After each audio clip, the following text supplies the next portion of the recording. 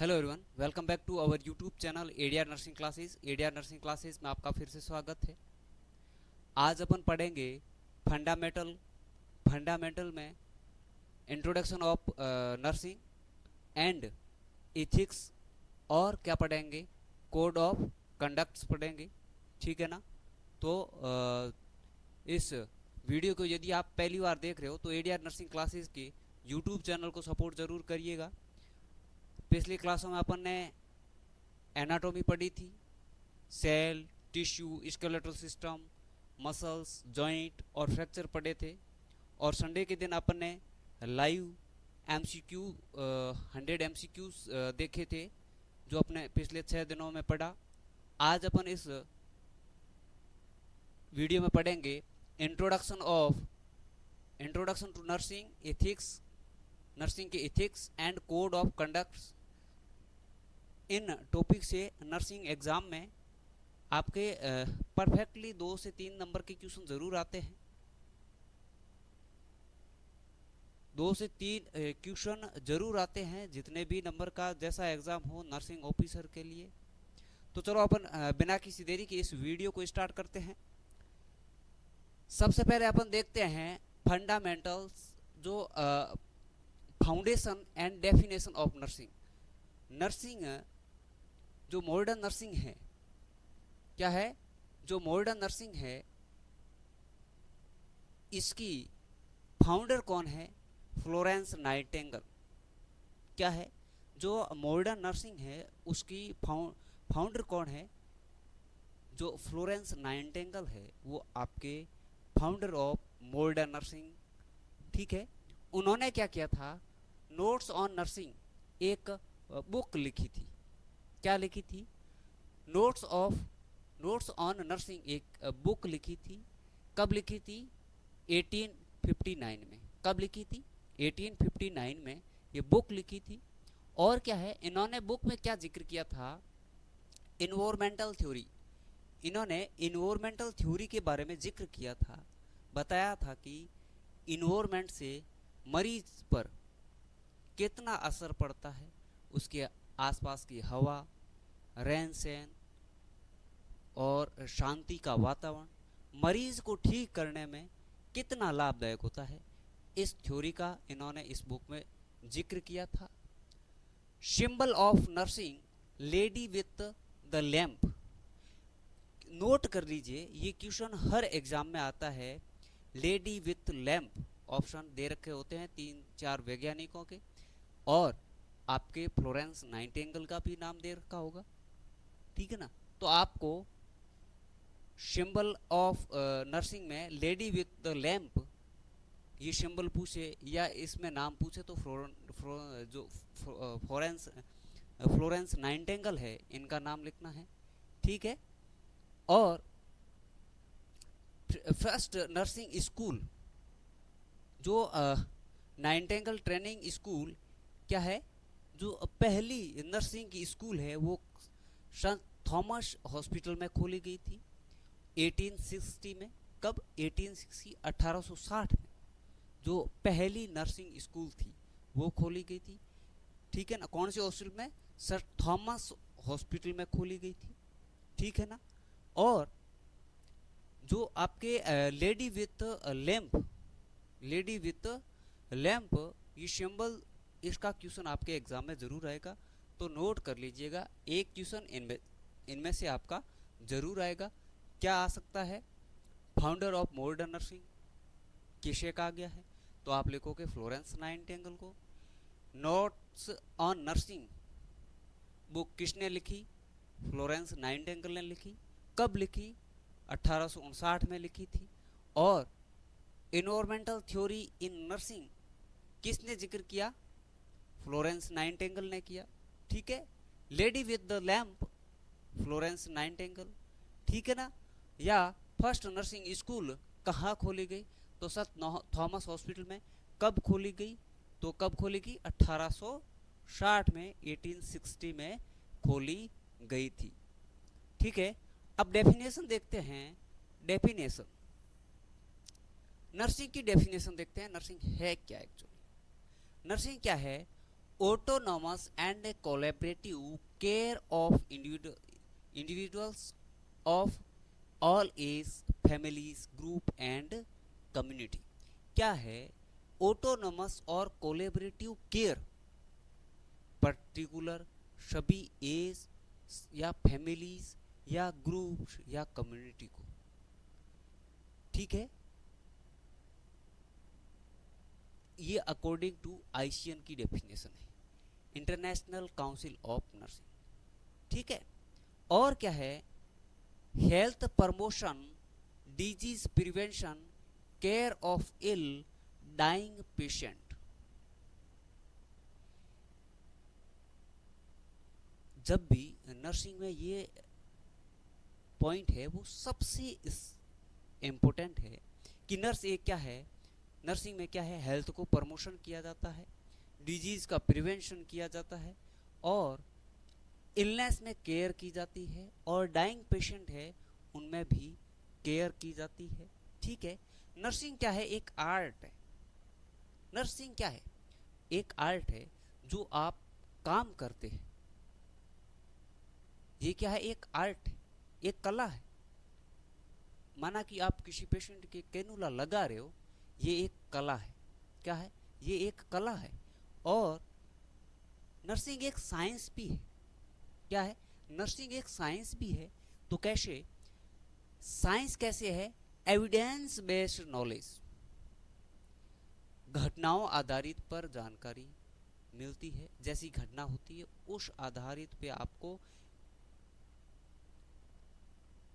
कर्म से जो प्रोटोकॉल है वो फॉलो करके उस घटनाओं को मैनेज करना होता है। वो एक साइंस का पार्ट है।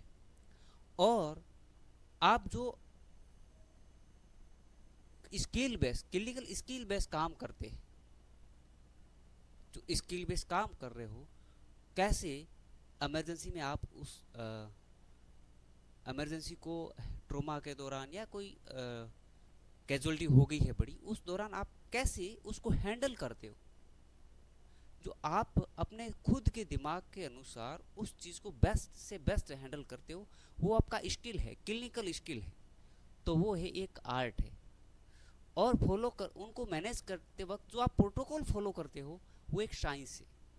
ठीक है, इसलिए नर्सिंग एक क्या है, आर्ट भी है और एक साइंस भी है। ठीक है, आई होप ये स्लाइड आपको अच्छे से समझ आ गई होगी।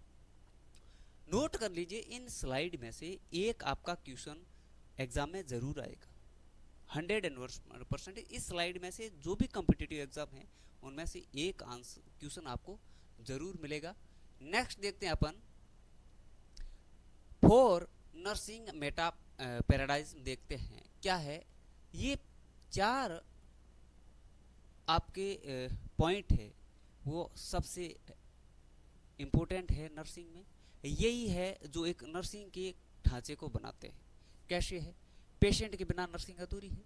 पेशेंट होगा ही तो होगा ही नहीं तो नर्स क्या करेगी। ठीक है ना। और इन्वायरमेंट, क्या एक्सटर्नल इन्वायरमेंट कैसे इफेक्ट करता है नर्सिंग को या पेशेंट को, हेल्थ और नर्सिंग। ये क्या है, फॉर नर्सिंग मेटा पैराडिज्म है। सबसे पहले आता है पर्सन या पेशेंट। सबसे पहले क्या है, पर्सन और पेशेंट। इसमें क्या होता है, the recipient of nursing care individual physical, spiritual, psychological and social culture dimensions, recipient can individual, family and community. इसमें क्या है, नर्सिंग केयर जो लेने वाला होता है वो क्या है, आपकी फिजिकल केयर ले सकता है, स्पिरिचुअल केयर ले सकता है। और इनके जो फिजिकल, स्पिरिचुअल और साइकोलॉजिकल और सोशियो कल्चर है, इनके आधार पर हेल्थ में आपके उसके आधार पर नर्सिंग केयर की जाती है। माना कि कोई पेशेंट है वो मांसाहारी है या शाकाहारी है तो उसके आधार पे आपके डिटरमाइन होगी उसकी डाइट। ठीक है, और जो है फैमिली, कम्युनिटी, ये सब डिपेंड करते हैं आपके नर्सिंग प्रोफेशन में। इनको सबके डाटा लेना ज़रूरी होती है। इसी आधार पे आप एक पर्सन को, पेशेंट को केयर करते हैं। तो ये पर्सन एक्चुअली उसकी हिस्ट्री आपके पास सब होना ज़रूरी है। किस कम्युनिटी का है पेशेंट, क्या खा रहा है, क्या पी रहा है, उसका सोशल बैकग्राउंड क्या है, वो कैसी सोसाइटी के अंदर रह रहा है। यदि कोई स्लम एरिया में रह रहा है तो उनका सबसे ज़्यादा होगा ना बीमारी का। देन आता है एनवायरमेंटल, आपके हेल्थ पर internal and external surrounding that effect the patients health and recovery include physical, environmental, social interaction and sanitization. ठीक है, ये भी आपके एक्सटर्नल और इंटरनल जो इन्वायरमेंट है वो आपके हेल्थ पर या हेल्थ की रिकवरी पर इफेक्ट करता है।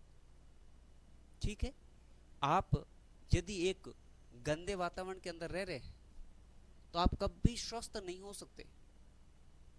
यदि आप एक साफ सुथरे वातावरण में रह रहे हैं तो आपका हेल्थ उन स्लम्स एरिया में रहने वाले लोगों से अच्छा होगा। देन आता है हेल्थ एंड नर्सिंग। क्या है? थर्ड है हेल्थ एंड फोर्थ है nursing. Health is a dynamic state of complete wellbeing on a continuum. Health क्या चीज है? जब पर्सन खुद मेंटली, फिजिकली, सोशली पूर्ण रूप से स्वस्थ हो, पूर्ण रूप से सही हो, ठीक है ना, और वो किसी भी इन्वायरमेंट में आसानी से एडजस्ट हो जाए, उनका वो क्या है? हेल्थ कहलाएगा। हेल्थ इज क्या है? डायनेमिक स्टेट है। ये शरीर की वो एक स्थिति है जिसमें वो क्या है? Complete wellbeing on a continuum. ठीक है।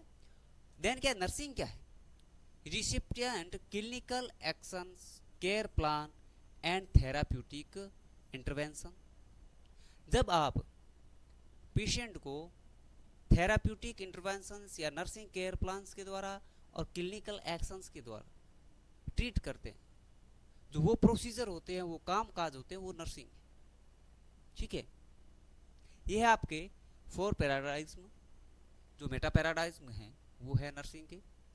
अब अपन नेक्स्ट देखते हैं कोर इथिक प्रिंसिपल्स। सबसे इंपॉर्टेंट है, नोट कर लीजिए, इनको अच्छे से रट लीजिए। ऑटोनॉमी। ऑटोनॉमी क्या चीज है? क्या चीज है ऑटोनॉमी? रिसिपिएंट जो recipient respecting patients right to make their own health care decision. माना कि मैं मरीज हूं,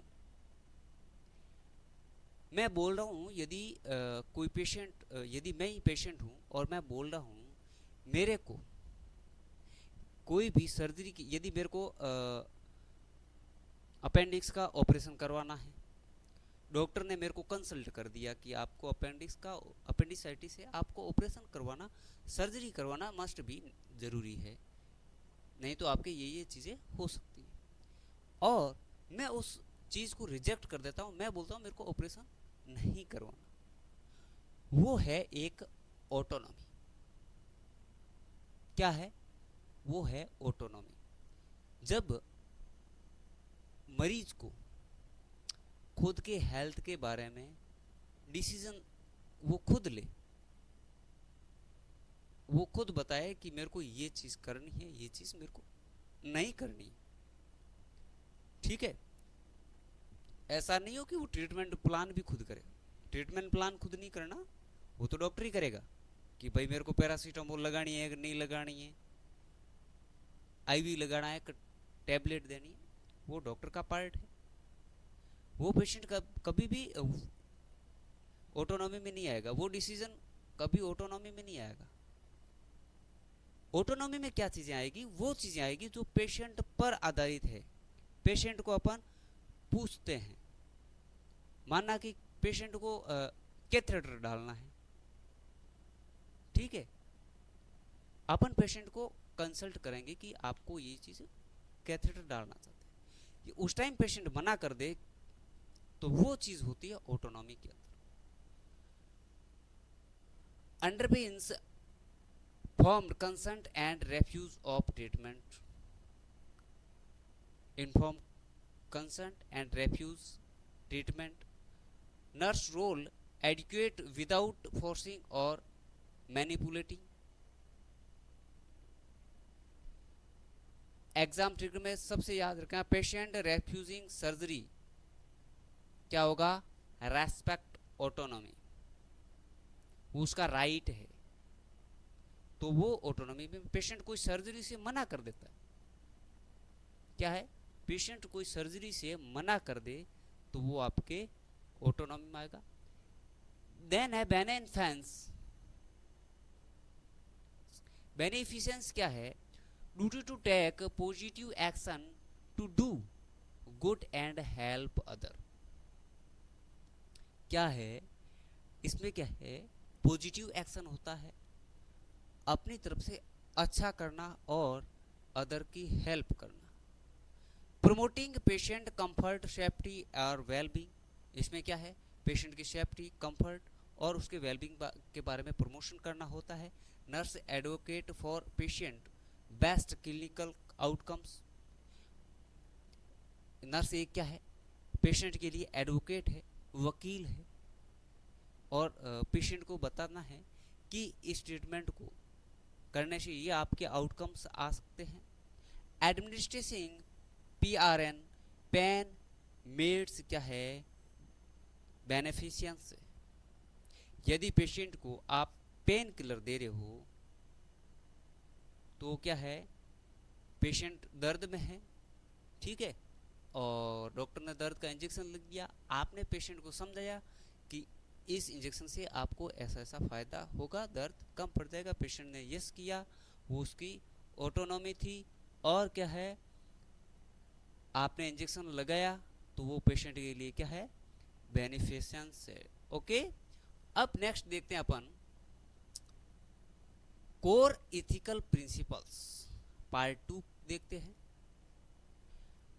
नॉन माल इफिशियंस, इसमें क्या है, पेरिमम नॉन नो केयर, इसमें क्या है, duty to do no harm, double checking, high alert meds and verifying patient ID before procedure. माल नॉन माल इफिशियंस का मतलब ये है, जब आप मेडिसिन लगाने जा रहे हैं तो आप क्रॉस चेक कर रहे हैं, डबल चेक कर रहे हैं। इससे क्या है, पेशेंट को गलत इंजेक्शन नहीं लगेगा, गलत डोज नहीं लगेगी, मेडिकेशंस एरर नहीं होगा, तो वो चीज़ें क्या होगी, नॉन माल इफिशियंस होगी। उनसे उससे क्या है, पेशेंट को हार्म नहीं होगा। तो जो ऐसी चीज़ें होती है वो माल जो आपके नॉन माल इफिशियंस में आएगा। और देन क्या है, justice, fairness, equal distribution of health care resource without destructions, discriminations based on caste, state, gender और फाइनेंशियल कैपेसिटी। जस्टिस मतलब न्याय। आप जब भी एक कोई हेल्थ सर्विस दे रहे हैं तो आपको कभी भी जातिवाद या फिर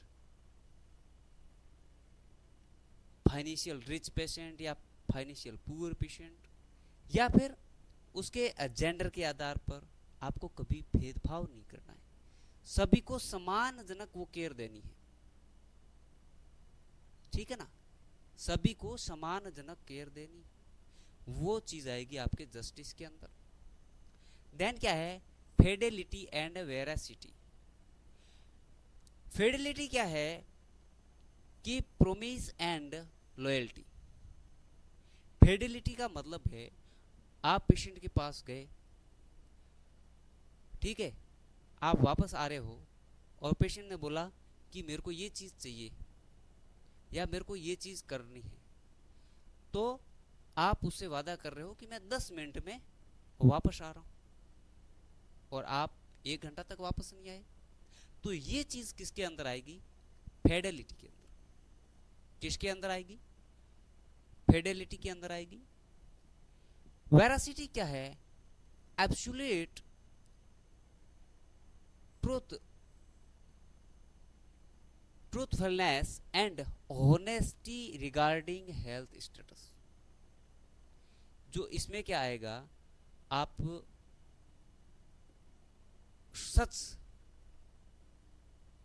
ऑनेस्टी रिगार्डिंग हेल्थ स्टेटस, उसके हेल्थ के बारे में सच बता रहे हो, वो आपके वेरासिटी के अंदर आएगी। जैसे आप कोई प्रोसीजर कर रहे हो, ठीक है ना, माना कि पेशेंट के कोई प्रोसीजर कर रहे हो, पेशेंट बोल रहा है कि उसमें दर्द होगा कि नहीं होगा, तो आप सच बता देते हो, ठीक है ना, कि भाई इतना दर्द होगा। तो ये चीज बताना क्या है, आपकी वेरासिटी आएगी। वेरासिटी कहलाएगी, क्या कहलाएगी, वेरासिटी कहलाएगी। माना कि आप एक इंजेक्शन लगा रहे हो एसटीके का, स्ट्रेप्टोकाइन इंजेक्शन होता है ना, एसटीके, ठीक है ना, तो उसमें क्या है, पेशेंट कई बार वो रिएक्ट कर जाता है, पेशेंट कोलैप्स हो जाता है। तो वो इंजेक्शन लगाने से पहले आप मरीज को या उसके अटेंडर को बहुत सारी चीज़ें बता दें कि ये चीज़ें हो सकती है। बहुत सारे पेशेंट में नहीं होता, 100 में से 1-2 पेशेंट में ऐसा हो सकता है। वो पेशेंट आपका भी हो सकता है, आप भी हो सकते हैं, ठीक है ना। तो ये चीज़ें बताना आपके वेरासिटी के अंदर आएगी। किसके अंदर, वेरासिटी के अंदर आएगी। आप उसको सत्य बता रहे हो। यदि कोई ट्रीटमेंट प्लान है, पेशेंट ने बोला, पेशेंट डरा पूरा है, पेशेंट बोल रहा है यार मेरा तो ऑपरेशन बोला है डॉक्टर ने, मैंने हाँ कर दिया, और पेशेंट आपको बोल रहा है कि क्या होगा क्या नहीं होगा। तो उस समय आप बता रहे हो कि आप चिंता मत करिए, ऑपरेशन के बाद आपको ये चीज़ें देखनी होगी, और इन चीज़ों को ध्यान रखो कि आप अच्छे हो जाओगे, उस इतने दिन बाद आप अपना दैनिक कार्य कर सकते हो। ये आपने पेशेंट को बताया, सत्य बताया कि इतने दिन दर्द हो सकता है, ये चीज़ें हो सकती है, ये चीज़ होगी, आप सही हो जाओगे। तो वो आपके वेरासिटी के अंदर आएगी, ठीक है ना। और फेडेलिटी के अंदर आप प्रोमिस कर रहे हो, वो आएगी। आप 10 मिनट का बोला तो आप 10 मिनट के अंदर ही वापस आ गए, वो आपकी फेडेलिटी के अंदर आएगी, ठीक है ना। लॉयल्टी बोलते हैं, जो जिसके प्रति लॉयल है वो फेडेलिटी के अंदर आएगी। कोई अपने नर्सिंग प्रोफेशन के प्रति लॉयल है, वो फेडेलिटी के अंदर आएगा। देन देखते हैं ICN and INC code of conducts. 4 principle होते हैं, नर्स एंड पीपल,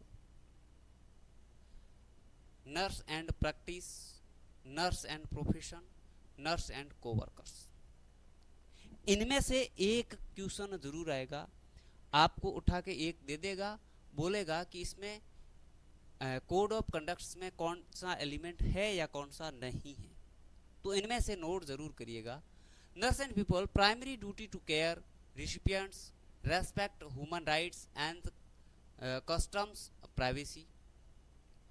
नर्स और पीपल के बीच में कैसा रिश्ता होना चाहिए कि आप जो प्राइमरी ड्यूटी है वो केयर प्रोवाइडर के रूप में होनी चाहिए, और ह्यूमन राइट्स की रेस्पेक्ट करोगे, और क्या है, कस्टम एंड प्राइवेसी, आप पेशेंट की प्राइवेसी मेंटेन रखोगे। ये आपके नर्स और पीपल के बीच का इंटरेक्शन है। Then nurse and practice, maintain competence through life long learning and accountability. आप यदि आप नर्स हैं, नर्स और प्रैक्टिस के बीच में क्या कॉम्बिनेशन रखना चाहिए, क्या रखोगे कि आपको कंटिन्यू लर्निंग करते रहना चाहिए, आपको नई नई टेक्नोलॉजी सीखते रहना चाहिए, कभी भी अपने प्रोफेशन के प्रति लापरवाही नहीं करनी चाहिए। आप जो स्किल क्लिनिकल स्किल बेस्ड काम सीख रहे हो उसको कंटिन्यू और नई नई टेक्निक के साथ सीखते रहना चाहिए। ये सेकंड नंबर का पॉइंट बोल रहा है। देन आता है nurse and profession, active role in clinical standards, research and evidence based practice.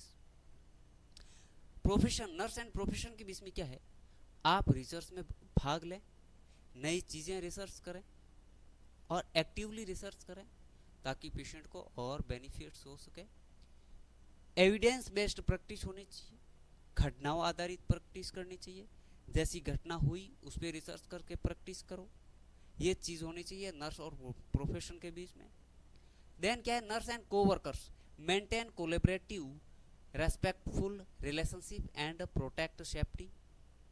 Nurse and coworkers के साथ क्या है, आपस में सभी नर्स हैं अपने आप में मिलजुल कर रहना चाहिए। आईपीआर इंटरपर्सनल रिलेशनशिप है वो मेंटेन करना चाहिए। किसकी रेस्पेक्ट करनी है, कब रेस्पेक्ट करनी है, रेस्पेक्ट के टाइम किसको क्या बोलना है, कब क्या बोलना है, ये चीजें आपको अपने कोवर्कर्स के साथ ध्यान रखनी चाहिए। किसी की भी इंसल्ट या किसी को नीचा दिखाना या ऊपर दिखाना नहीं करना चाहिए कोवर्कर के साथ, ठीक है। वो चाहे आपका हेल्पर हो, चाहे वो आपका सीनियर हो, चाहे आपका जूनियर हो, इनके बीच जो आपका आईपीआर है वो जितना हो सके इंटरपर्सनल रिलेशनशिप बोलते हैं आईपीआर को, ये सबसे अच्छा रखना चाहिए। इसी से आप एक प्रोफेशनल नर्स बनते हैं ना, वो आईपीआर के आधार पर ही बनते हैं, ठीक है ना। पेशेंट से बातें करनी है, वो सब चीजें क्या है आप पे डिपेंड करती है कि आपने एक नर्सिंग प्रोफेशन में क्या सीखा। देन देखते हैं legal aspect torques in nursing. Category, legal term, clinical definition and exam की बोलते हैं। सबसे इंटेंशनल टॉर्स क्या है, इंटेंशनल टॉर्स ये दो होते हैं, एसल्ट एंड बैटरी। जो जानबूझकर की गई गलती, जैसे थ्रेट टू टच और harm a patient without consent, mental fears created. आप पेशेंट को डरा धमका कर कोई काम कर रहे हो पेशेंट के, ठीक है ना, पेशेंट दर्द का बोल रहा है, आप उसे डरा धमका रहे हो, ठीक है ना, पेशेंट इंजेक्शन लगाने के लिए बोल रहे हो, उसको आप डरा धमका रहे हो, तो वो चीज किसके अंदर आएगी, असल्ट के अंदर आएगी। वो आपके द्वारा जानबूझकर किया गया काम है। दूसरा आएगा बैटरी। बैटरी क्या है, एक्चुअल अनकंसर्न्ड फिजिकल टचिंग और carrying out procedure without consult. इसमें क्या है, आप पेशेंट को टच नहीं करते हो, ठीक है ना, टच पेशेंट नहीं होता इसमें, और इसमें आप पेशेंट को टच करते हो। क्या करते हो, टच करते हो। माना कि पेशेंट का आपने बिना कंसल्ट लिए उसकी सर्जरी कर दी, कोई प्रोसीजर कर दिया आपने, तो वो बैटरी जो इंटेंशनल टॉर्स है उसके अंदर आएगी, क्योंकि पेशेंट ने कंसल्ट दिया ही नहीं, आपने काम कर दिया। पेशेंट कंसल्ट देता, उसके बाद आप सर्जरी करते, तो वो तो सही प्रोसीजर होता, बट आपने क्या किया, विदाउट कंसल्ट के आपने डरा धमका के उसकी सर्जरी कर दी, तो वो आपके इंटेंशनल टॉर्स के अंदर आएगा, वो भी बैटरी के अंदर। और पेशेंट को डरा धमका कर आपने रखा है, उसके कोई प्रोसीजर नहीं हुआ है, पेशेंट बोल रहा है पेन का, आप उसको कोई इंजेक्शन नहीं लगाते हैं, बट उसको डरा धमका रहे हैं, नहीं हो रहा, ये ऐसे ही होता रहेगा। माना कि कोई सर्जरी हो, उसके बाद पेशेंट पेन में है, आप बोल रहे हैं ऐसे ही होता रहेगा। ये चीजें नहीं बोलनी होती है, ऐसे बोल के उसको डरा धमका कर रखे हो तो वो क्या होगा, असल्ट होगा, आपको डिस्चार्ज कर दिया जाएगा, ठीक है ना। पेशेंट यदि कोई आपसे पूछता ना तो टेंटे मत कर, डिस्चार्ज कर दूंगा। ये चीजें आप कई बार अपने मुंह से निकल जाता है, अपन बोलते हैं, अपने ईगो के अंदर बोलते हैं, वो क्या हो, इंटेंशनल टॉर्स होगा। देन आता है अनइंटेंशनल टॉर्स, आप नहीं चाहते थे पर वो हो गया। क्या है, इसमें तो आपने खुद ने चाह कर किया है, पर इसमें क्या है, आप नहीं चाह रहे थे और वो चीज हो गई, वो होगी अनइंटेंशनल टॉर्स। इसमें भी क्या है, नेग्लिजेंस, आपने नकार दिया। Failure to perform care as a responsibility, जो प्रूडेंट नर्स वुड डू, क्या है, ओमिशंस एंड कमीशंस। इसमें क्या है, आप कोई भी चीज नेग्लेक्ट कर देते हो। आप तो अपने प्रोफेशन के हिसाब से काम करना चाहिए था, ठीक है, बट उसको आपने नेग्लेक्ट कर दिया, तो वो इन अनइंटेंशनल टॉर्च के अंदर आएगी। Malpractice, professional negligence involving breach of duty leading to direct injury और हार्म। आपने इंजेक्शन लगाते वक्त एक प्रोफेशनल तरीके से मेडिसिन का क्रॉस चेक नहीं किया, या इंजेक्शन लगाने के लिए बोला, आपने लगाया तो पर एएसटी नहीं किया, वो एंटीबायोटिक था, रिएक्शन हो गई पेशेंट की, तो वो अनइंटेंशनल टॉर्च के अंदर आएगा, ठीक है ना। डॉक्टर ने लिख दिया था एएसटी, इंजेक्शन फलाना फलाना, BD after AST, injection amoxiclav TDS इतने एमजी आफ्टर एएसटी, और आपके पास पेशेंट एडमिट हुआ, आपने पेशेंट को एएसटी वो इंजेक्शन किया ही नहीं, तो ये चीज किसके अंदर आएगी, आपके माल प्रैक्टिस के अंदर, ठीक है ना। अब देखते हैं अपन जो अभी आपने पढ़ा, इसके एमसीक्यू देखते हैं। चलो बिना किसी देरी के अपन इन एमसीक्यू को जल्दी रिव्यू कर लेते हैं, कैसे कैसे एग्जाम में आपके क्वेश्चन आ सकते हैं। सबसे फर्स्ट है, a patient with terminal cancer decide to stop chemotherapy, the nurse respect the decision which principle in applied. क्या है, एक पेशेंट है, वो टर्मिनल कैंसर से है, पीड़ित है, और वो पेशेंट बोल रहा है कि मेरे को कीमोथेरेपी नहीं लगानी, और नर्स उसके डिसीजन को रेस्पेक्ट करती है, तो ये कौन सा प्रिंसिपल होगा, ऑटोनॉमी होगा। क्या होगा, ऑटोनॉमी होगा, ओके, ठीक है। इसमें क्या होता, autonomy give competent patient the right to expect और respect, refuse, accept and refuse treatment based on the self determination. खुद के आधार पर खुद द्वारा डिसीजन लिया जाता है कि मेरे को क्या करना है क्या नहीं करना, ठीक है ना।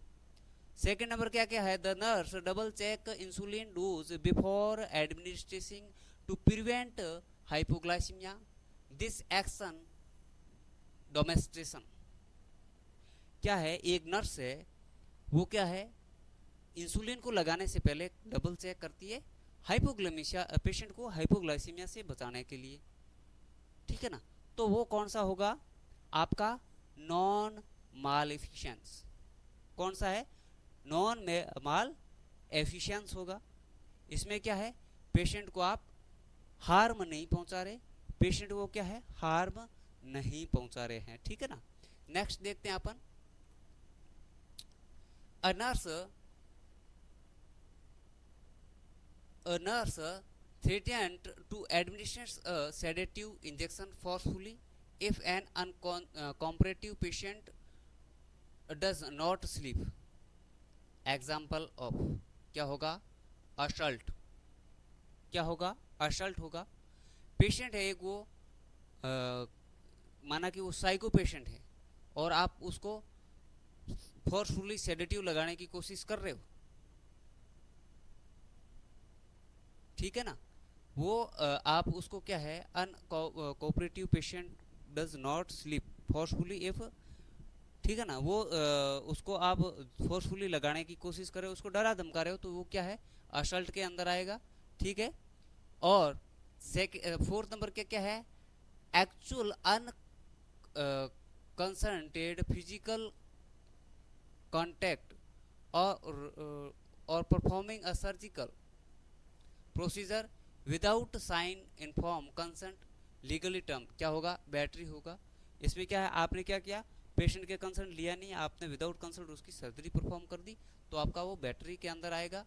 ओके, देन क्या है, which of the following, which of the following is not one of the four primary elements of the ICN, जो इंटरनेशनल काउंसिल ऑफ नर्स है, code of ethics, code of ethics के अंदर कौन सा नहीं है?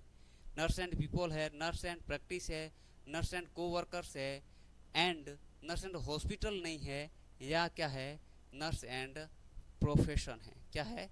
प्रोफेशन। ठीक है ना। देन क्या है, restricting an alert competent adult patient who want to leave against medical advice. ठीक है, जो मेडिकल एम है क्लासिफाइड एज, कोई पेशेंट है जो बिना मेडिकल एडवाइस के विपरीत जाके छुट्टी लेना चाह रहा है, तो वो क्या है, किसके अंदर आएगा? Restricting an alert competent adult patient who want to leave against medical advice is classified as,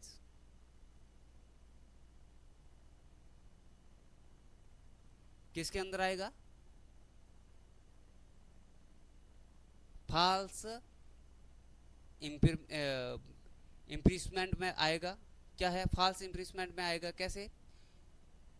unlawful confinement और restriction of movement without legal authorise to false imprisonment में आएगा। ठीक है ना। नेक्स्ट देखते हैं अपन, a nurse promise a pediatric patient to return in 10 minutes to give pain medications and returned exactly on time। एक पेशेंट है जो पीडियाट्रिक पेशेंट है, उसको बोला कि मैं 10 मिनट में आके तेरे इंजेक्शन लगवा देती हूँ दर्द का, और वो वापस 10 मिनट में आके इंजेक्शन लगा देती, तो वो फेडेलिटी के अंदर आ जाएगी। किसके अंदर आ जाएगा? फेडेलिटी के अंदर। When a professional nurse fall to meet standard nursing practice guidance resulting in patient injury is called, क्या होगा?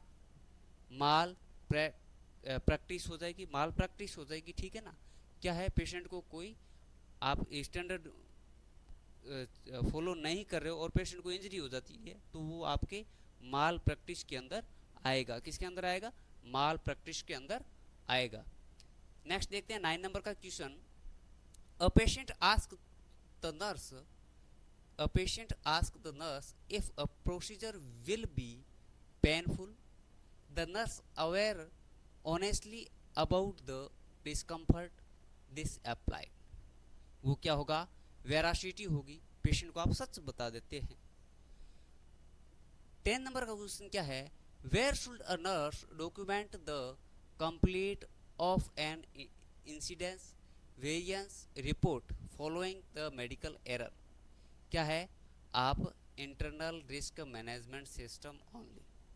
क्या है इंटरनल रिस्क मैनेजमेंट सिस्टम? क्या है? Incidents report are confidential administrative tools है। ठीक है। Monitoring them medical chart expose legal liability. ये क्या है? आपका एक एडमिनिस्ट्रेटिव डाटा है।